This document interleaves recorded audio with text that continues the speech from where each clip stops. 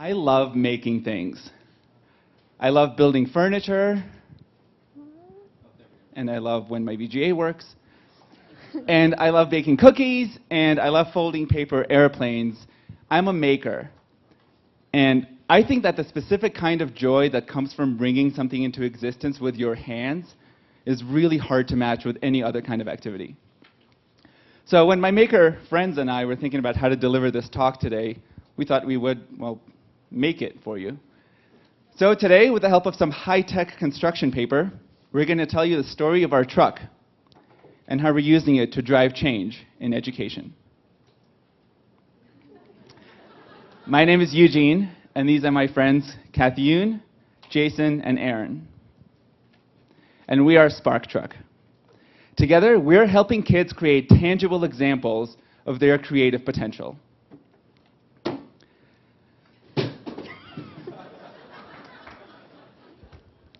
Last September, when we were starting to think about what to work on our thesis project at the Stanford D School, we knew that we're going to be spending a lot of time with the people that we'll be designing for. And it was really very important to us to make sure to spend that time with people who would definitely laugh at all of our jokes. 10-year-olds. We have a couple. So we spent a lot of time visiting elementary and middle schools and talking to students about how they learn. And all this time in schools was a lot of fun. But through the conversations with the students and the teachers, what we found was troubling on several fronts. What we found was that standardized testing and an ever more rigid curriculum are rapidly stripping all the fun, engaging, hands-on part of learning. And we're finding that requirements to memorize and recite facts are rapidly replacing opportunities for students to express and nurture their creativity, and this won't do. We found students who are bored in class, we found teachers who are frustrated, administrators who are nervous, and parents that are concerned. And this was pretty overwhelming. So before I tell you how Spark Truck is fixing at least some of this problem, I want to show you something. Of all the kids we met this year, one of our favorites was a girl named Alyssa. Alyssa goes to 6th grade in Spangler Elementary School in Milpitas, California, and she's a pretty typical 6th grader.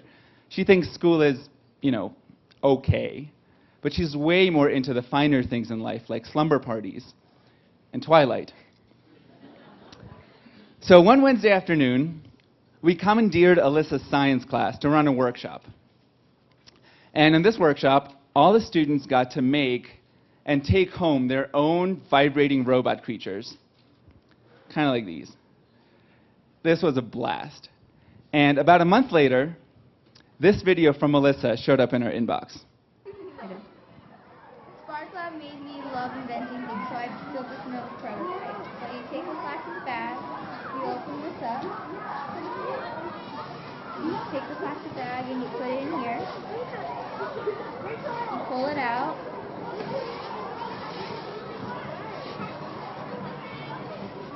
and then you put your trash in here. And then when you're done, you just take it out and throw it in the nearby garbage.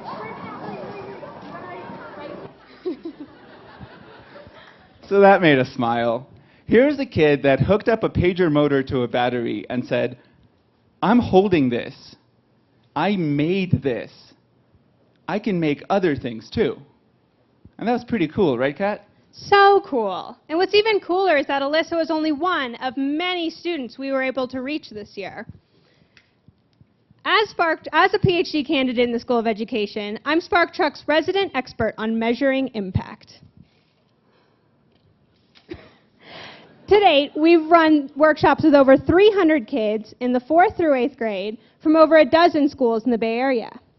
We've combined traditional techniques like sketching and clay modeling with more cutting-edge technologies like 3D printers and laser cutters to get kids excited about technology and also to help them create an artifact that they can really be proud of. An artifact that would help them tell their parents and families and friends about what they made, and also show them that they can make really cool things. All along, we've been really interested in measuring this impact that we've been having on students. So by comparing pre-assessments and post-assessments from before and after the workshops, we found a significant positive increase in kids' perceptions of themselves and their friends as builders, and in their preference for using building as a way to work through complicated problems. About a month ago, we ran workshops at Maker Faire, Bay Area's hands-on creativity festival. While we were there, I worked with a kid named Justin. He was really cute. We were making a little robotic bumblebee creature. It was really exciting to see how Justin's facial expressions would change as he learned more and more about the materials and tools that he was using in front of him. A little while later, we got a note from Justin saying that he was going to make another robot out of tools and parts that he found in his dad's garage. It was really cool. It was going to be called the Tombot, which, as you can see, stands for Totally Outstanding Metallic Bot of Tools. As stories like this continued to pour in through surveys and photos and videos and cards, it became really clear that Alyssa and Justin weren't alone in the number of kids who've been impacted by their Spark Truck experience. There were many other kids like them who had begun to think of themselves differently in light of their experience with our truck.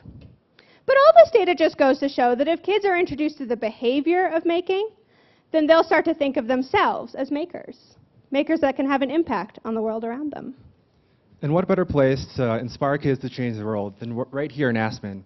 So this Sunday, we're driving the Spark Truck down the road to the Aspen Ideas Block Party. We'll be giving hundreds of kids the chance to build things and get creative. And who knows, maybe this time next year, one of them will be up on the stage showing you something cool that they invented. But we spent a lot of time today talking about this truck.